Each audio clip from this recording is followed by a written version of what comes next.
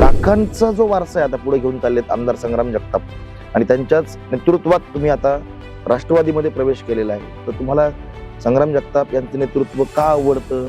ते तेवढे सक्षम काकांचा वारसा पुढे घेऊन चाललेत असं वाटतंय का? ते पण तेवढे सक्षम आहेत, हुशार आहेत, माणसं ओळखायची पारख आहे, त्यामुळं काही विषय नाही. आम्ही त्यांच्या संघात असणार आहेत आणि इथून पुढे पण असणार.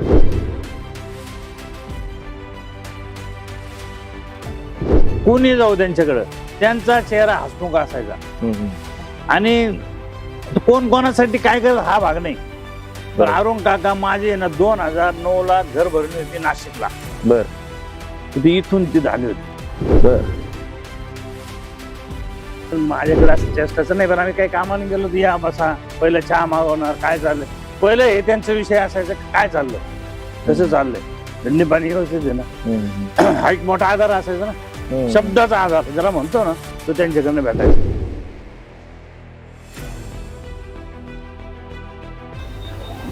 त्यांचं नाव घेतलं तरी हे होतं.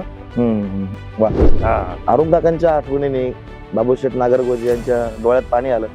तर हे आपण म्हणतो ना की खरं प्रेम किंवा त्यांच्याबद्दलच्या भावना ज्या वेळेला आपण जागृत करतोय, त्यांच्याबद्दल चर्चा करतो, तर हे डोळ्यात आलेले पाणी म्हणजे या आहेत त्यांच्या खऱ्या भावना.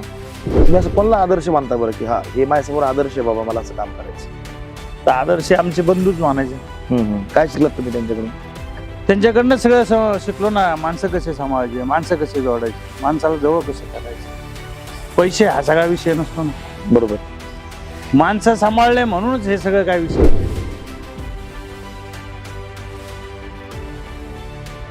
आमच्या घरामधून पोराने शिवी दिली असं एखादा माणूस तरी आणून दाखवा.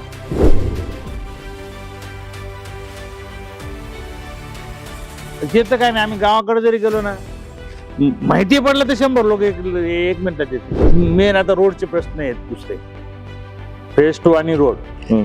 त्यांना 1 वर्षात मी ते रोड पण सगळे करून देणार भाई. याच्या मागे लागून लिंबाशेठ हा वेगळा विषय, ते आमचे देवता आहेत. आता राहिलेले प्रश्न आमचे मिटवा. आम्ही मी त्यांना तेच सांगितलं की राहिलेले प्रश्न तुमचे मिटण्यासाठीच आम्ही राष्ट्रवादीमध्ये गेलेलो आहेत. आणि 100% मी निवडून आल्यानंतर 1 महिन्यामध्ये कचरा आहे ना. मला कमाईची इच्छा नाही. अशोक शेट्टी विकत याचं चुकीचं काम केलेलं नाही आणि कोणी म्हणणार पण नाही. तिथे तेवढी आम्ही छातीला हात लावून सांगू शकतो. बरोबर. हो, ते येणारे MIDC मध्ये सर्व्हिस करण्यासाठी तर ते त्यावेळेस भेटले राहायचे ना. ते आले का पहिले आमचीच किराणा दुकान होती रोडला, की आम्ही काय तिथे यायचे, रात्री झोपायला आमच्या संगत जेवायला राहायचे. ते लोक आम्हाला विसरलेलं नाही ना आजपर्यंत. बरोबर. पहिला बाबू होता, आता बाबू शेठ झाला, एवढं. आणि आमच्याकडे सर्व जाती धर्मातले लोक आहेत. ब्राह्मण आहे, मारोडी आहे, गुजराती आहे, सर्व परिवारातले लोक आहेत. आणि आमचे ते परिवार आहेत. मग तुम्हाला लोक स्वीकारतील असं वाटतंय का? पण तुम्हाला 100% स्वीकारतील. आणि आपण 16 तारखेला भेटू साहेब. नक्कीच. हो, 100%. आमच्या शुभेच्छा तुम्हाला आहेतच. तुम्ही आहेत, पण मी तुम्हाला हात दिला ना, तर मग मला तेवढी आत्मीयता आहे ना आम्हाला. आमची जे समज वार्ड आहे त्यातले जे मतदार आहेत, मतदान करणारे आहेत. नमस्कार, मी उद्धव. रणधुमाळी महानगरपालिकेची या कार्यक्रमात आपलं सगळ्यांचं मनपूर्वक स्वागत. आतापर्यंत आपण बऱ्याच राजकीय मुलाखती बघितलेल्या असतील, पण आज जरा वेगळी मुलाखत यासाठी आहे. समाजकारणात आहेत, राजकारणात आहेत, पण त्याही आधी ज्यांची पार्श्वभूमी आहे उद्योग क्षेत्रातली. आपण सगळ्यांनी लिंबाशेठ नागरगोजे हे नाव ऐकलं असेल. अहिल्यानगर जिल्ह्यात महाराष्ट्रामध्ये एक उद्योगपती आणि एक जमिनीवर असलेला सुसंस्कृत उद्योगपती म्हणून लिंबाशेठ नागरगोजे यांची प्रतिमा जनसामान्यांमध्ये आहे. विविध जाती धर्मातल्या लोकांमध्ये लिंबाशेठ नागरगोजे हे नाव अत्यंत लोकप्रिय आहे, हे आपल्या सगळ्यांना माहिती आहे. त्यांच्याच परिवारातले अर्थात त्यांचे भाऊ बाबूशेठ नागरगोजे यांनी आता 2-3 दिवसांपूर्वी आपल्या अहिल्यानगर शहराचे आमदार संग्राम अरुण काका जगताप यांच्या हस्ते राष्ट्रवादी काँग्रेस पक्षामध्ये आता प्रवेश केलेला आहे. आणि स्वतः बाबूशेठ आपल्यासोबत गप्पा मारण्यासाठी आहेत. बाबूशेठ नमस्कार. नमस्कार. प्रथम मी तुमच्या सर्व टीमचे आभार मानतो. नागरगोजे आणि बडे परिवाराला तुम्ही मुलाखत घेण्यासाठी आल्याबद्दल. तसेच मी दीनदुबळ्या, कैवारी, हिंदू रक्षक, शिवाजी महाराजाला समोरून तुमच्या याला मी सुरुवात करतो. छत्रपती शिवाजी महाराजांचाच आपण सुरुवातीला स्मरण केलं, त्यांचा नामोल्लेख झाला. छत्रपती शिवाजी महाराज म्हणजे रयतेसाठी काम करणारे राजे, महिलांसाठी, शेतकऱ्यांसाठी, दीनदुबळ्यांसाठी, गरिबांसाठी, म्हणजे रयतेचा सेवक कसा असावा, रयतेचा राजा कसा असावा, म्हणजे छत्रपती शिवाजी महाराज. त्यांचं स्मरण तुम्ही केलं यासाठी खरंच तुमचं मनापासून कौतुक आहे. उद्योग क्षेत्रामध्ये आपलं सगळं चांगलं चाललंय, व्यवस्थित सगळं आहे. वेगवेगळ्या शहरांमध्ये आपले मोठमोठे उद्योग आहेत. बाबूशेठ यांना असं का वाटलं की आता आपण राजकारणात आलं पाहिजे? आता जे काही धंदे करायचे होते ते संपूर्ण करून झाले. आणि दुसरा विषय असा की आमचे जे जावाई होते ते शिवसेनेत होते आणि आमचे संबंध अरुण काकाशी घनिष्ठ होते, घरगुती आमचे पारिवारिक संबंध होते. बर. त्यामुळे आता ते बी राहिले नाही. मला ते मागच्याच वेळेस म्हणले होते की तू इकडनं उमेदवारी कर, पण ते मी केली नाही हे असल्यामुळं. आता शिवसेनेमध्ये ते असून ते शिवसेनेचे समाज त्यांचे काही डिस्प्यूट नाही, पण ते नाही, त्यांना नाही करायचे म्हणे. म्हणलं ठीक आहे, तुम्ही नाही करत असाल तर मग मी राष्ट्रवादीकरण करतो. तसं बी आपण काकांना शब्द दिलेला होता, त्यांचा बी एक पूर्ण होईल. आपल्यावर जे त्यांची क्षेत्रछाया होती बरोबर, आणि भैयांचं बी काम चांगलं आहे, त्यांचं काम चांगलं असलं ते बी आमचे परिवारामधलेच एक सदस्य आहेत. अरुण काकाशी तुमचा बऱ्याचदा संवाद झाला असेल, गप्पा झाल्या असतील. खूप काय त्यांचा स्वभाव होता तुम्हाला आवडायचा? एक नंबर स्वभाव होता. काकांचा हसमुख चेहरा सगळ्यात महत्वाचा. कोणी जाऊ त्यांच्याकडे त्यांचा चेहरा हसमुख असायचा. आणि कोण कोणासाठी काय करत हा भाग नाही. पण अरुण काका माझे ना 2009 ला घर भरणी होती नाशिकला. बर. इथून ती झाली होती. बर. त्यांचं नाव घेतलं तरी हे होतं. असं कधी आता हे झालं 2009 ला ते थेट नगरून नाशिकला आले तुमच्यासाठी. पण एक काही अशी 3 घंटे होते माझ्याकडे. असं एखादं काही आठवणीतला प्रसंग सांगा तुमच्यासोबत, गप्पा मारता मारता. त्याचा स्वभाव होता की चेष्टा मस्करी करायची? हो, नाही असं आपल्याला माझ्याकडे असं चेष्टाचं नाही, पण आम्ही काही कामाने गेलो तर या बसा, पहिलं चहा मागवणार, काय चाललंय, पहिलं हे त्यांचा विषय असायचा काय चाललं, कसं चाललंय, धंदे पाणी व्यवस्थित आहे ना. हा एक मोठा आधार असायचा ना, शब्दाचा आधार ज्याला म्हणतो ना, तो त्यांच्याकडनं भेटायचा. वा. अरुण काकांच्या आठवणीने बाबूशेठ नागरगोजे यांच्या डोळ्यात पाणी आलं. तर हे आपण म्हणतो ना की खरं प्रेम किंवा त्यांच्याबद्दलच्या भावना ज्या वेळेला आपण जागृत करतोय, त्यांच्याबद्दल चर्चा करतोय, तर हे डोळ्यात आलेले पाणी म्हणजे या आहेत त्यांच्या खऱ्या भावना. काकांचा जो वारसा आहे आता पुढे घेऊन चाललेत आमदार संग्राम जगताप, आणि त्यांच्याच नेतृत्वात तुम्ही आता राष्ट्रवादीमध्ये प्रवेश केलेला आहे. तर तुम्हाला संग्राम जगताप यांचं नेतृत्व का आवडतं?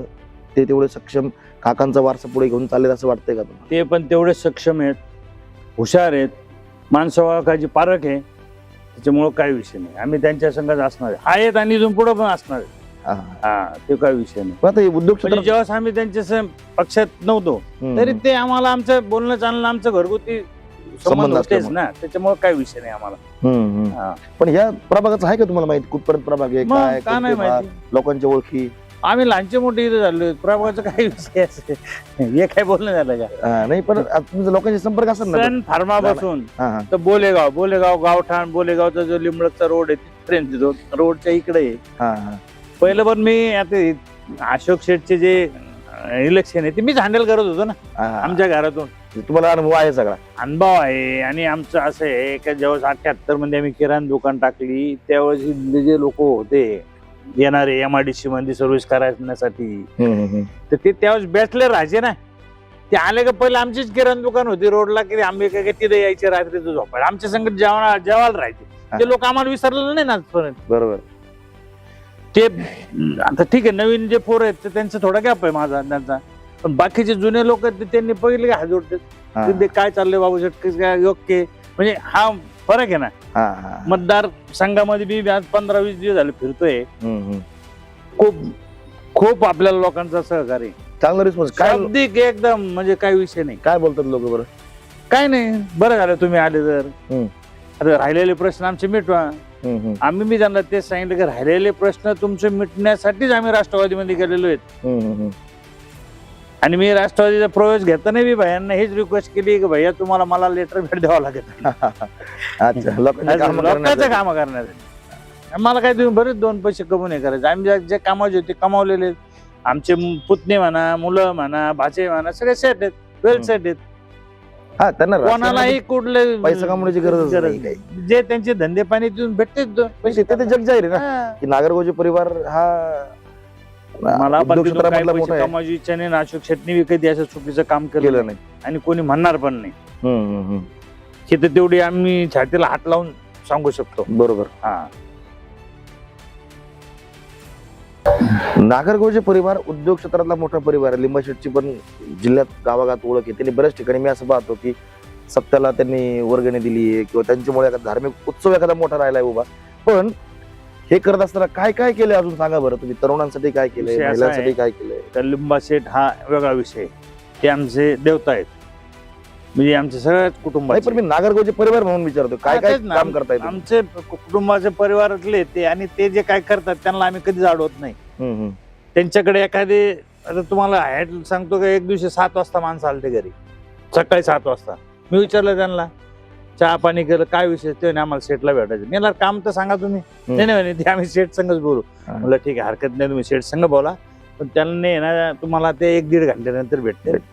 तुम्ही चहा पाणी घेतलं तिथं बसा, ते देवबिव करून येते मग भेटते ना तुम्हाला दुकानावर. त्यांच्या काहीतरी शाळेचा प्रश्न होता, कवडगावची विषय तो. बर. ते पाथर्डी रोडला जाते आणि कवडगाव आहे. तिथे शाळेला त्यांना काहीतरी पत्रे बित्रे काय पाहिजे होते. आता वास्तव बघितलं तर आपण कवडगावचा इथला काय संबंध काही आहे? नाही.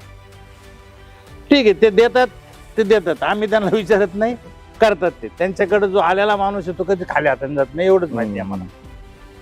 सप्ताह असो, कोणाचं लग्न कार्य असो, करत असतात ते. दवाखान्याचा काही विषय असेल, हो, दवाखान्यातले येतेच ना कोणी सेट, हे ते करतात ते. दवाखान्याला जास्त गर्दी असते, कारण कोणी आजारी असलं 1000 पाहिजे, 2000 पाहिजे, देतात, करतात ते मदत त्यांच्या पद्धतीने. त्यांचं काम चालू असतं. आमच्याकडे बी येणारा माणूस आहे, त्याला बी आम्ही खाली हात नाही पाठवत, ते बी चालू असतं. आणि रोडला आता विषय असा आहे, मला जर रोडने यायचं म्हणलं तर सुट्टे बस ठेवावं लागतात. आमचे कामगार आहेत, आणि त्यांची इच्छा असते, मी आलं का भेटतो, काय चाललंय रे, कसं चाललं रे, मग त्यांची इच्छा असते देऊन टाकायची 50 रुपये, काय झालं असं आहे. आणि आमच्याकडं सर्व जाती धर्मातले लोक आहेत. ब्राह्मण आहे, मारोडी आहे, गुजराती आहे, सर्व परिवारातले लोक आहेत. आणि आमचे ते परिवार आहेत. कामगार आमच्याकडे जो असणार आहे तो आमचा परिवारातला सदस्य. किती मोठा परिवार आहे तुमचा? आता हे आमचं 1500-1600 लोक आहे सगळे. शीटकडं 400 आहेत. माझ्याकडं मी एक कंपनीचं काम बघतो, ओम फोर्स म्हणून, तिथं 200 लोक आहेत. एक रोलिंग मिल आहेत, 150 म्हणजे 300 लोक ते आहेत. ड्रायव्हर आहे, किन्नर आहेत ना, 1200 लोक तर नक्कीच आहेत. हा, म्हणजे कामगार जे लोक येतात सकाळी येतात, संध्याकाळी काम करून जाणारे ते वेगळे. ते जे येतात, समज गाडी भरतात आणि गाडी भरून त्यांचे पैसे घेतले की ते त्यांच्या घरी जातात. ते दररोजचे आणायचे आणि दररोजचे जाणारे, मग ते बी ओळखीचेच आपले इथलेच असतात. तर हा रोजगार देण्याचा रोजगार तुम्ही दिलाय बऱ्याच लोकांना. हो, पण तुम्ही तुमच्या वॉर्डापुरता जर आपण फक्त विचार करू, आता समजा प्रभागातल्या पुरता विचार केला तर इथल्या तरुणांना ज्यांच्या हाताला रोजगाराची गरज आहे त्यांना रोजगार तुम्ही देऊ शकता का? कधी बी काय माध्यम उपलब्ध उभं करता येईल तुम्हाला? आमच्याकडे आमच्या स्वतःच्या कंपन्यांमध्ये त्यांच्याकडे जागा आहे ना. शिकलेले जर पोरं असतात, आम्हाला अकाउंट मध्ये लागतात, कॉम्प्युटर लागतात, इंजिनियर लागतात. ते लोक कोणी आलं तर आम्ही त्यांना देऊ शकतो, असं काही नाही. पण दुसरीकडे पाठवण्याऐवजी 10-5 पोरं तर आम्ही नक्कीच आमच्याकडे ऍडजस्ट करू शकतो. चांगली गुणवत्ता असेल तर त्यांना आपण रोजगार देऊ 100%. जे पुण्याला जाते ते इथे जरी आले आमच्याकडे भेटले. आता फोर्जिंग कंपनीमध्ये इंजिनियरच लागतो, क्वालिटीचे माणसं लागतात, बरोबर, फोरमॅन लागतात. तर विषय आहे ना आमच्याकडे, कामाचं काही हे नाही. पण काय होतं, हे नवीन पोरं शिकलेले आहे ना, पुन्हा रेफरन्स करतात. त्यांना नगरकडे खेचून कसं आणायचे ते प्रयत्न चालू असतात ना आमचे. जाहिरात देतो आम्ही, पेपर मध्ये जाहिरात असते आमची. कंपनीवर बोर्ड लावतो, जो कोण वेकन्सी आपल्याकडे ते पाहिजेत म्हणून लावत असतो ना.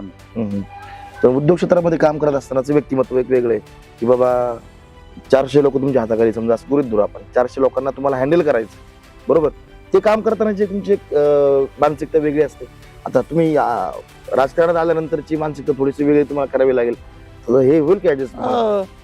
सकाळी 2 घंटे इथं ऑफिसला बसलं त्याच्यानंतर कंपनीत जाऊन बसलं काहीच विषय नाही आम्हाला. काय कंपनीमध्ये 8 वाजता जायला पाहिजे अशातलं काही विषय नाही ना. जे तिथले कामं असतात आणि ते कामं सट झालेले आहेत. तिथे सकाळीची मीटिंग 11 वाजता असते आणि मी 11:30 वाजता गेलो तरी मला माहिती पडतं ना आज काय प्रोग्राम आहे, काय डिस्प्ले आहे, काय ते सगळं ते. आणि सट झालेले धंदे त्याच्यामध्ये काही हे नाही असं आहे. पण तुम्हाला लोकांना पण वेळ द्यावा लागेल ना. म्हणजे समजा मग मी 8 ते 11 ऑफिसवर बसणार ना. ऑफिसला बसणार, ऑफिसला लोक काम घेऊन येणार तुम्हाला काही 8 काम ते 11. सांगणार. मग तुम्हाला महानगरपालिकेत जावं लागेल भांडायला. जाईन ना मी तिथे भांडायला तिथे थोडी दररोज जावं लागतं. ज्या दिवशी हे असतं कोणाचे काम आले ना होणार कामानं मी तिथे जाणार ना. मी करून आणीन ती.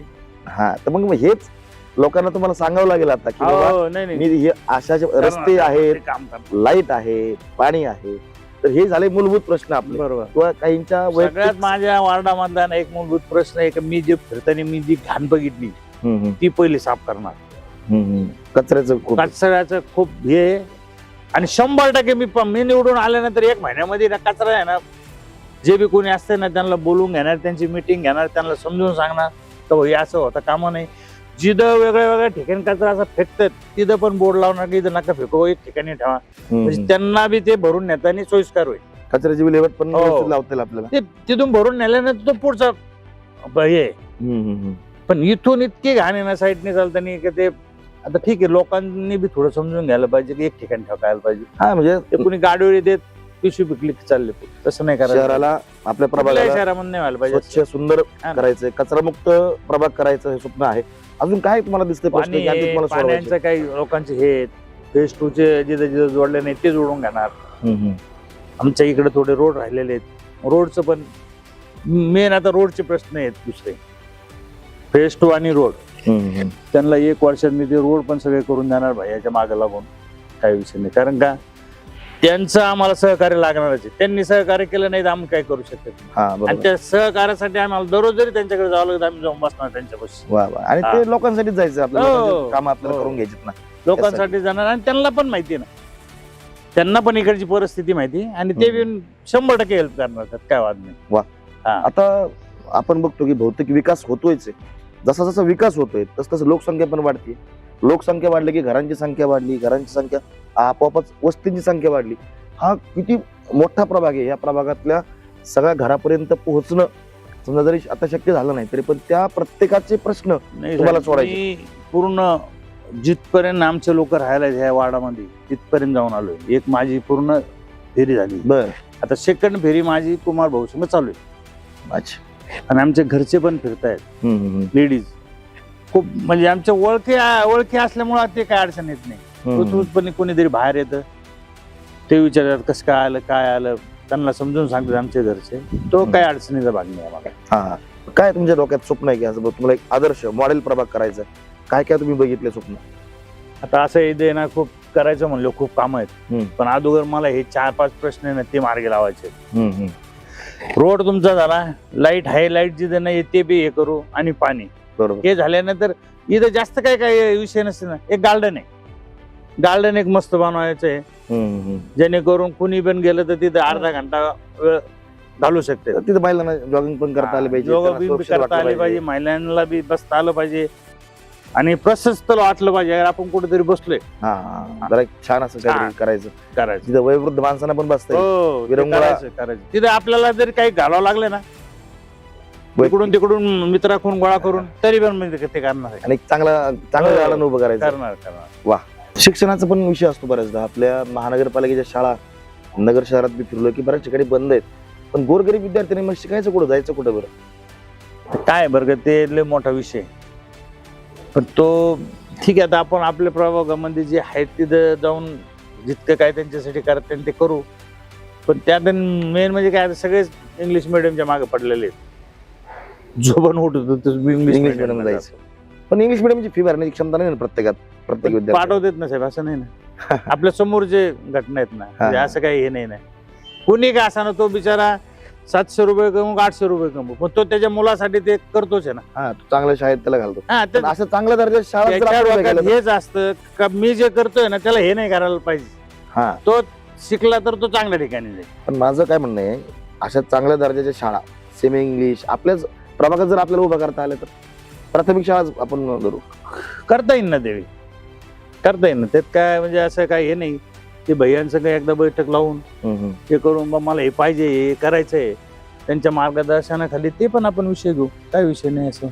आपण उद्योग क्षेत्र आणि राजकारण थोडं बाजूला ठेवून बाबूशेठ नागरगोजे हे व्यक्तिमत्व काय काय छंद आहेत, छंद जोपासता येतात का, जोपासता का, काय करता? छंद काहीच नाही, छंद सगळे बंद केले. नाही छंद म्हणजे ते फिरायला फिरायला आवडतं, फिरायला तर आवडतं ना, फिरायला कुठं कोणाला नाही आवडत? फिरता? मी बरंच ठिकाणी छंद म्हणजे मला ते वैयक्तिक वाचनाची आवड आहे, गाता येतंय, फिरायला आवडतं, गाता बिता देवधर्माला जायला आवडतं. वाचिन देवधर्म आहे. हा, मग सांगा ना मी कुठं कुठं प्रत्येक जाऊ? महिन्याला खाटू श्यामला जायचो. बर हा. राजस्थान राजस्थान देव हे कोणाला बी विचारलं ना माझ्या मित्रमंडळाला कुणी सांगत त्यांना जे देव माहिती ते देवापर्यंत घेऊन गेलो मी. वैष्णोदेवी गेलो, बालाजी गेलो, मारुती गेलो, म्हणजे देवाचा वेळ आहे आम्हाला. हा, फिरायला आवडतं. फिरायला दोन्ही काम होते, फिरणं होतं आणि देव होतं.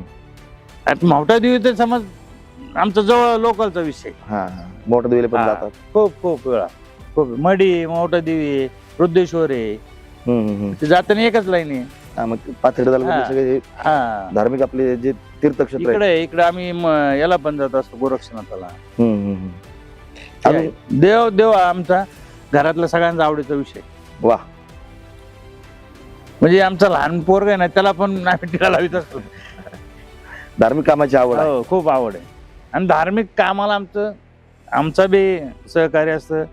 आणि आमचे मोठे बंधू त्यांच्या पद्धतीने आम्ही त्यांना कधी विचारित नाही. त्यांचा मुलगा विचारित नाही, मी विचारित नाही, आमचे पुतणे कधीच विचारणार नाही आम्ही काही. पण काय मागतं देवाकडे जाऊन?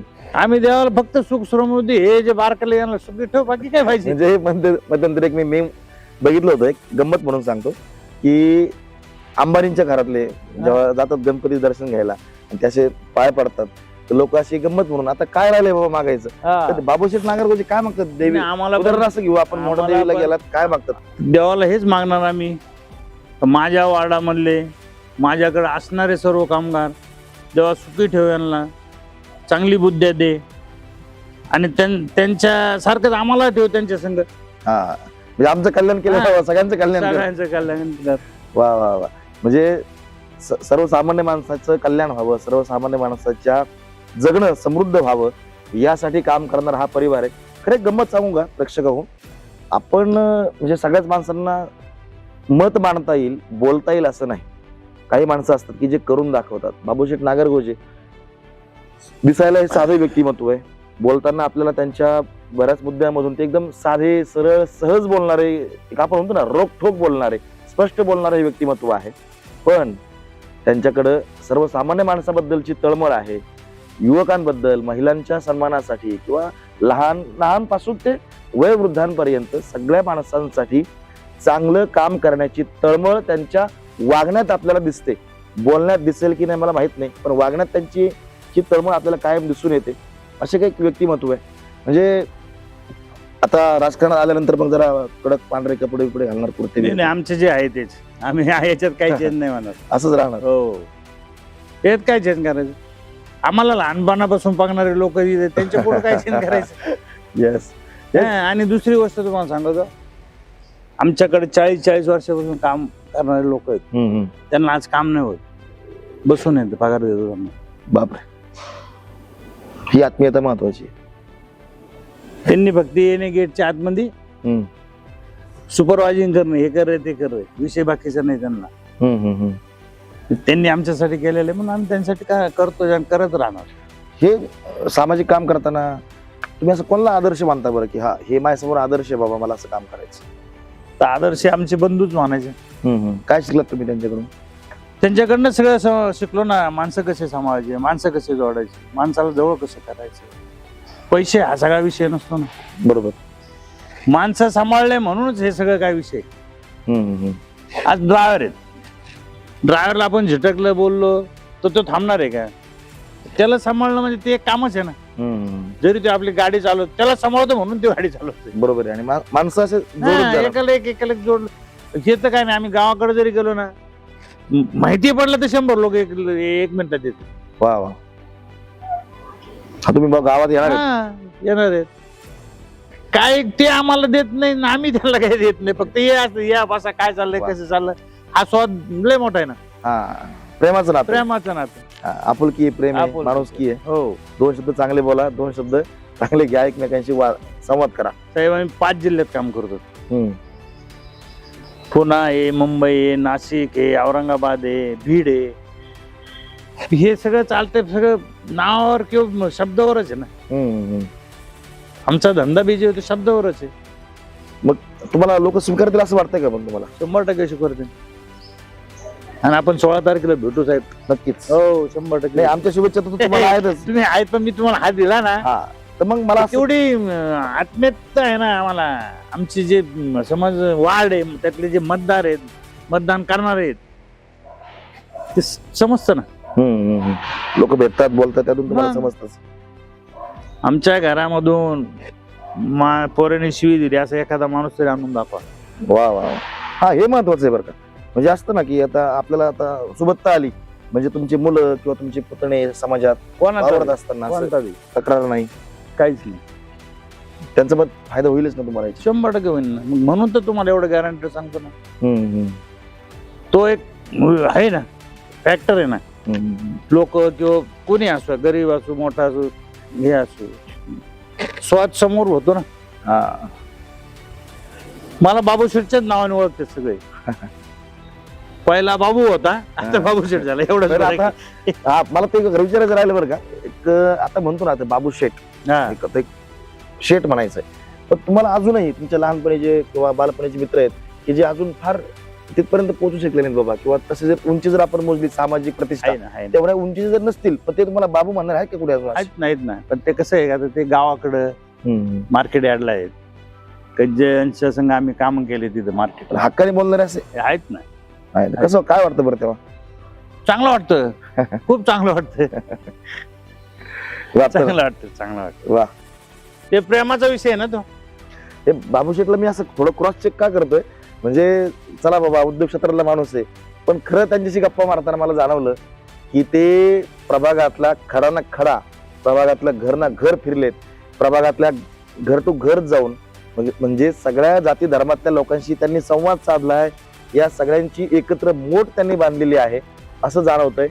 आपल्या प्रभागामध्ये काय प्रश्न आहेत हे त्यांनी त्यांच्या याच्यातून मला दिसलंय आणि हे प्रश्न कसे सोडवायचे म्हणजे महानगरपालिकेच्या माध्यमातून असेल किंवा आमदार संग्राम जगताप यांच्या माध्यमातून असेल ते सोडवणार आहेतच. पण त्यांनी तयारी दाखवली की अशा काय गोष्टी मी इथं करणार आहे की ज्यासाठी मी असेल किंवा माझा मित्र परिवार असेल त्यांच्याकडून ज्यांच्या अंगी दातृत्व आहे अशा लोकांना सोबत घेऊन देखील वैयक्तिक काही कामं किंवा भौतिक विकासाचे, मग गार्डन असेल किंवा अशा काही गोष्टी त्यांना उभ्या करायच्यात. विरंगुळा मैदान त्यांना उभं करायचंय, महिलांसाठी स्वतंत्र जॉगिंग ट्रॅक त्यांना उभा करायचा आहे. तर अशा गोष्टी त्यांच्या बोलण्यातून मला जाणवल्या आणि ते खूप आनंददायी गोष्ट आहे असं मला वाटतं. तुम्ही बरंच सांगितलं की आरोग्याच्या गोष्टी, दवाखान्यासाठी मदत केली, लग्न कार्य असेल, सप्ताह असेल. मध्यंतरी खूप वाईट आपल्यावरती संकट आलं होतं, सगळ्यांवरच आलं होतं, जगावर आलं होतं, कोविड-19. त्या काळात काय तुम्ही कामं केली, काही असे काही प्रसंगात तुम्हाला आठवत आहेत का?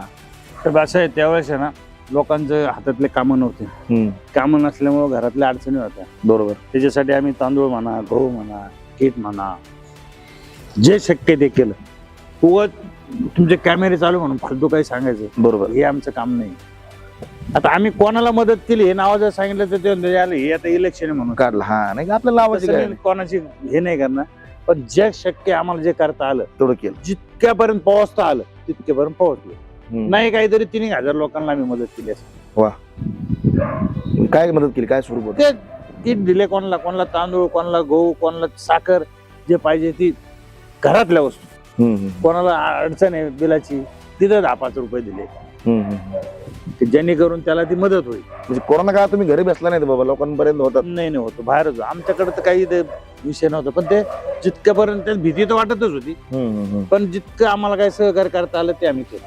वा, धन्यवाद. तुम्ही आमच्याशी बोललात, भरपूर संवाद केलात. मला खरं तर टेन्शन होतं की उद्योग क्षेत्रातला माणूस, राजकीय आणि सामाजिक काम करणारा माणूस आणि शून्यातून विश्व निर्माण केलेल्या नागरगोजे परिवारातला एक महत्वाचा सदस्य म्हणून तुमच्याशी गप्पा मारताना थोडंसं मला दडपण होतं आधी, पण नंतर तुमचा दिलखुलास स्वभाव बघितला, छान गप्पा रंगल्या आपल्या, मजा आली तर काय सांगाल शेवटी जाताना? साहेब मी आता तुम्हाला मुलाखत दिली आहे, तुम्ही ते हे करणार आहे, पण 16 तारखेला आपण भेटू. मतदार राजे मला स्वीकारते ही माझी एकदम 100% गॅरंटी आहे.